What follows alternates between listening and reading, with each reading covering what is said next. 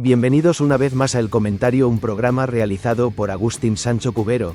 Este programa está disponible en YouTube y en las principales plataformas de podcasts. No te olvides de suscribirte, es gratis. A continuación empezamos el programa. El sol de la primavera de 1212 caía a plomo sobre las polvorientas llanuras de Castilla. Un sol que prometía un verano de sangre y acero. En el corazón del rey Alfonso VIII, un fuego similar ardía. Una llama alimentada por años de afrentas y por la amarga memoria de Alarcos. Aquella derrota, casi 2 décadas atrás, le había enseñado la fragilidad de los reinos cristianos y la formidable fuerza del poder almohade que se extendía desde las arenas del Sáhara hasta las mismas puertas de Toledo. El califa Yaqub al-Mansur, el vencedor de Alarcos, ya no era más que un nombre en las crónicas, pero su hijo, Muhammad al-Nasir, había heredado su vasto imperio y su desdén por los reinos del norte. Un nuevo ejército, se decía, había cruzado el estrecho, una marea de guerreros decididos a completar la obra de sus padres y a borrar para siempre la presencia cristiana de la península. El miedo era un murmullo constante en las cortes de León, de Navarra, de Aragón y de Portugal. Pero en Alfonso, el miedo se había transmutado en una determinación de hierro. No volvería a enfrentarse solo al poder de la media luna. El eco de sus mensajeros había resonado en todos los rincones de la cristiandad. Habían cabalgado hasta Roma, llevando consigo la súplica del rey castellano al Papa Inocencio III. El pontífice, un hombre de visión y de poder, comprendió la magnitud de la amenaza. Desde la lejana Letrán, su voz se alzó, declarando la guerra contra los almohades como una cruzada. Una empresa santa que prometía la remisión de los pecados a todos aquellos que tomaran las armas en defensa de la fe. La llamada resonó más allá de los Pirineos. Acudieron caballeros de Francia, de Borgoña, de Flandes, hombres ávidos de gloria, de botín y de salvación. Llegaron a Toledo, la ciudad de las 3 culturas, ahora convertida en el crisol de un ejército como no se había visto en generaciones. Sus armaduras relucientes, sus estandartes coloridos, sus lenguas extrañas, todo contrastaba con la austera determinación de los guerreros castellanos, acostumbrados a una guerra de fronteras, a una lucha constante por la supervivencia. No todos los reyes de Hispania respondieron con el mismo fervor. El primo de Alfonso, el rey de León, Alfonso IX, guardaba viejos rencores y disputas territoriales. Su ausencia sería una espina clavada en el corazón de la alianza. Pero otros se acudieron. Pedro II de Aragón, el monarca trovador, un gigante de coraje legendario, llegó al frente de sus fieros almogávares y de la nobleza catalana y aragonesa. Y desde las montañas del norte, Sancho VII de Navarra, apodado el Fuerte por su imponente estatura y su indomable espíritu, descendió con sus huestes, hombres rudos y tenaces como las rocas de sus valles. Las órdenes militares, los monjes guerreros del Temple, del Hospital, de Calatrava y de Santiago, también se unieron a la causa, sus capas blancas y negras ondeando al viento, sus rostros curtidos por el sol y la batalla, la encarnación de la Guerra Santa. Toledo era un hervidero de actividad. Los herreros trabajaban día y noche, el martilleo incesante de sus yunques forjando espadas, lanzas y cotas de malla. Los predicadores inflamaban los ánimos en las plazas, hablando del paraíso prometido y del infierno que aguardaba a los enemigos de Dios. Pero la convivencia entre tantos hombres de armas, de diferentes procedencias y costumbres, no era fácil. Los ultramontanos, como llamaban los hispanos a los cruzados venidos del otro lado de los Pirineos, miraban con desdén a los judíos y musulmanes que aún vivían en la ciudad, protegidos por las leyes del rey. Su celo religioso, a menudo brutal y ciego, desembocó en violencia. Intentaron asaltar la judería, y solo la intervención personal de Alfonso, que se interpuso con su guardia para proteger a sus súbditos, evitó una masacre. Aquel incidente fue una premonición de las tensiones que minarían la frágil unidad del ejército. La marcha hacia el sur comenzó bajo un sol implacable. El ejército se movía como una serpiente de acero y polvo, una columna interminable de hombres, caballos y carros de suministros. La primera prueba de fuego fue la fortaleza de Malagón. Los ultramontanos, impacientes por entrar en combate, se lanzaron al asalto sin esperar órdenes, escalando las murallas con una ferocidad suicida. La guarnición almohade fue masacrada sin piedad, un acto de barbarie que horrorizó a los hispanos, para quienes la guerra tenía sus propias reglas, sus códigos no escritos de rendición y cautiverio. La brecha cultural y estratégica se hizo insalvable. Poco después, en Calatrava la Vieja, la sede de la orden que llevaba su nombre, la guarnición musulmana ofreció la rendición a cambio de salvar sus vidas. Alfonso, pensando en la larga campaña que tenía por delante y en la necesidad de conservar sus fuerzas, aceptó los términos. La decisión enfureció a los cruzados extranjeros. Liderados por el arzobispo de Narbona, Arnau de Mauri, el mismo que años antes había pronunciado la infame orden de matarlos a todos en la cruzada contra los cátaros, protestaron airadamente. Se sentían traicionados, privados de su botín y de su sed de sangre. Argumentando que el clima era insoportable y que el rey castellano era demasiado blando con el infiel, la mayoría de ellos, más de 30.000 hombres, dieron media vuelta y abandonaron el ejército. La deserción fue un golpe devastador. Alfonso se quedó con apenas la mitad de sus fuerzas, solo los hispanos y un puñado de leales caballeros extranjeros. La moral se desplomó. Muchos de sus propios nobles le aconsejaron retirarse, esperar una mejor oportunidad.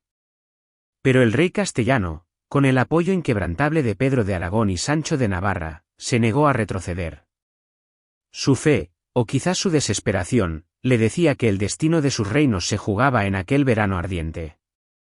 Sabía que al otro lado de las montañas de Sierra Morena, en el valle del Guadalquivir, le esperaba el califa Muhammad al-Nasir, el Miramamolín, como le llamaban los cristianos, al frente de un ejército que las crónicas describían como innumerable, una fuerza capaz de oscurecer el sol. La travesía de Sierra Morena fue una pesadilla. Los pasos conocidos estaban fuertemente custodiados por las avanzadillas almohades. El ejército cristiano se encontró atrapado en un laberinto de desfiladeros y bosques impenetrables, con los suministros menguando y el enemigo acechando en cada sombra. La duda comenzó a corroer los corazones más valientes. Parecía que la campaña estaba condenada al fracaso, que iban a morir de hambre y de sed en aquellas montañas hostiles, sin ni siquiera llegar a cruzar sus espadas con las del enemigo. Fue entonces, en el momento de mayor desesperación, cuando la providencia, o la fortuna, intervino. Un pastor local, un hombre humilde llamado Martín Alhaja, se presentó ante el rey Alfonso. Dijo conocer un sendero oculto, una senda que los almohades no vigilaban, un paso que les permitiría flanquear las defensas enemigas y descender a la llanura sin ser vistos. Algunos desconfiaron, temiendo una trampa. Pero la mirada del pastor era sincera, y su conocimiento del terreno, innegable. Alfonso, en un acto de fe, decidió confiar en él.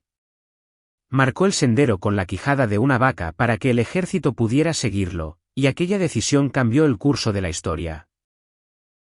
El paso, que desde entonces sería conocido como el de la Losa, condujo al ejército cristiano a una meseta elevada, una posición estratégica desde la que podían observar el campamento almohade. La visión era sobrecogedora. A sus pies se extendía una ciudad de tiendas de campaña, un mar de humanidad que se perdía en el horizonte. El número de guerreros era abrumador. En el centro del campamento, rodeado por la Guardia Negra, miles de esclavos africanos encadenados entre sí para formar una muralla humana inexpugnable, se alzaba la tienda roja del califa. Desde allí, Muhammad al-Nasir, confiado en su superioridad numérica y en la inexpugnable posición defensiva que había elegido, esperaba con arrogancia el ataque cristiano. Había bloqueado los accesos a la llanura, convencido de que el ejército de los reyes cristianos se desangraría intentando forzar el paso. El descubrimiento de que su enemigo había encontrado una ruta alternativa y ahora se encontraba a sus espaldas, en una posición ventajosa, le llenó de sorpresa, pero no de temor. Su ejército seguía siendo inmensamente superior. La victoria, creía, era solo cuestión de tiempo. Durante 2 días, los dos ejércitos se observaron, estudiándose, preparándose para la confrontación inevitable. El calor era sofocante, la tensión, palpable. En el campamento cristiano, los sacerdotes recorrían las filas, confesando a los soldados, ofreciendo la absolución y prometiendo la gloria eterna. Los reyes se reunieron en consejo de guerra. Sabían que no podían permitirse una batalla de desgaste. Su única esperanza era un ataque frontal, rápido y decisivo, que rompiera el centro del ejército enemigo y llegara hasta el califa. Era una táctica desesperada, casi suicida, pero era la única que tenían. La mañana del lunes 16 de julio amaneció clara y sin nubes. El sol comenzó a escalar el cielo, tiñendo de oro y púrpura las cumbres de Sierra Morena.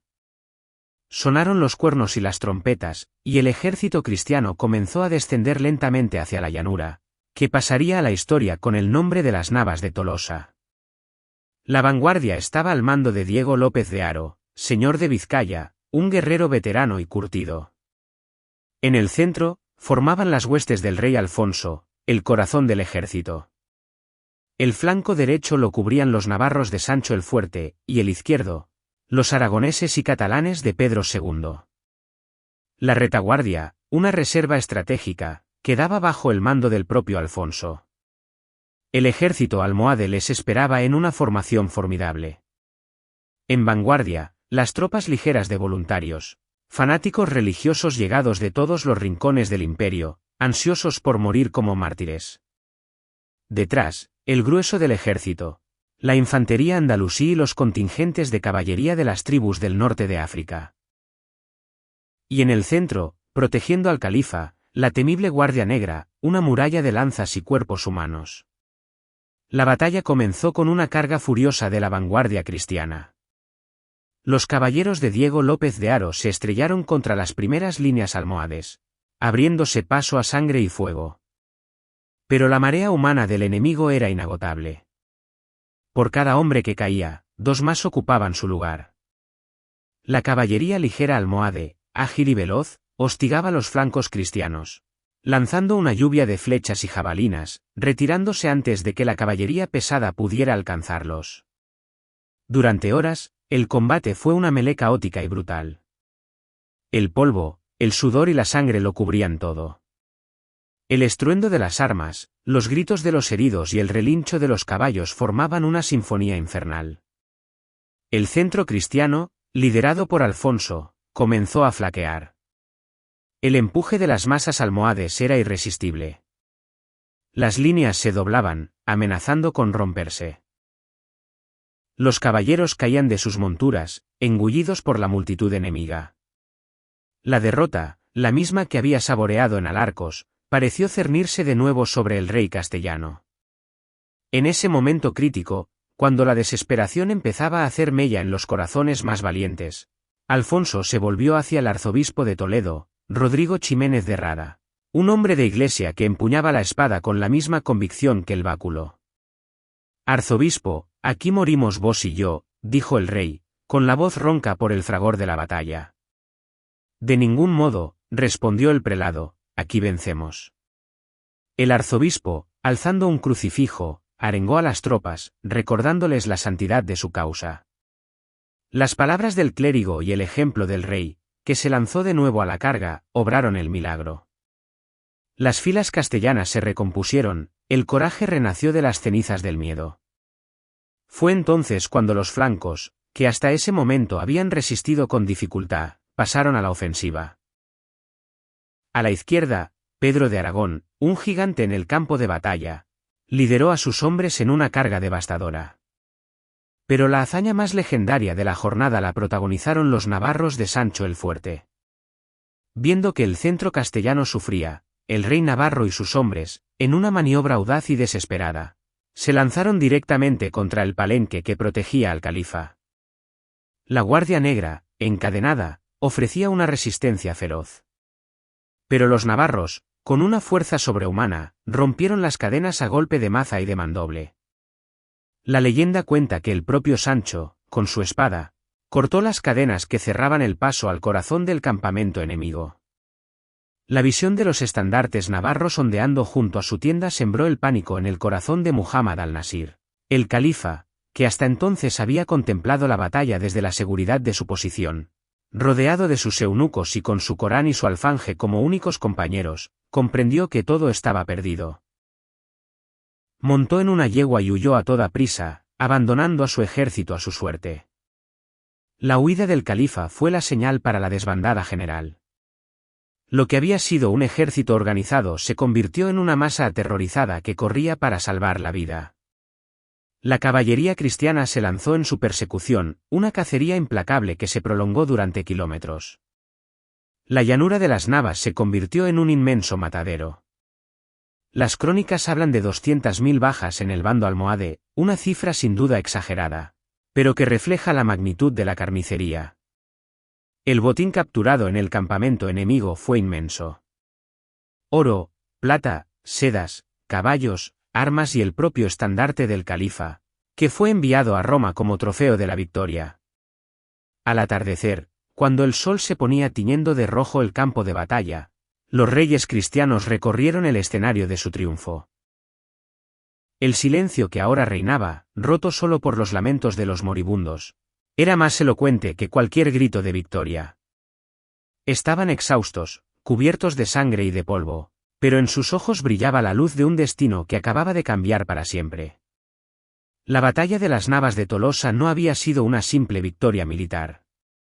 Había sido un punto de inflexión, el golpe de gracia al poder almohade en la península. Nunca más un ejército del norte de África volvería a representar una amenaza existencial para los reinos cristianos. La reconquista, aquel lento y penoso proceso de recuperación territorial, recibiría un impulso imparable.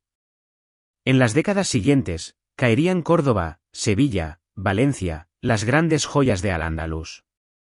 Aquella noche, mientras los supervivientes enterraban a sus muertos y cuidaban de sus heridos, el recuerdo de los que habían caído se mezclaba con la euforia del triunfo. Se recordaba a los nobles y a los campesinos, a los castellanos, aragoneses y navarros que habían luchado y muerto codo con codo. Se recordaba la fe que les había movido, la desesperación que les había empujado y el coraje que les había llevado a la victoria. Y se recordaba al humilde pastor, Martín Alhaja, cuya intervención providencial había abierto el camino hacia un futuro que, en la mañana de aquel 16 de julio de 1212, parecía imposible.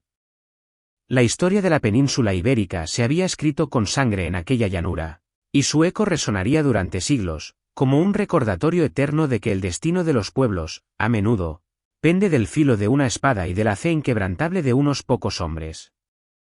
El sol que se había alzado sobre un mundo incierto, se ponía ahora sobre los cimientos de una nueva España. Hasta aquí esta edición del programa del comentario, un programa realizado por Agustín Sancho Cubero. Este programa está disponible en YouTube y en las principales plataformas de podcasts. Hasta la próxima edición del programa. Muchas gracias. Dirección y realización Agustín Sancho Cubero.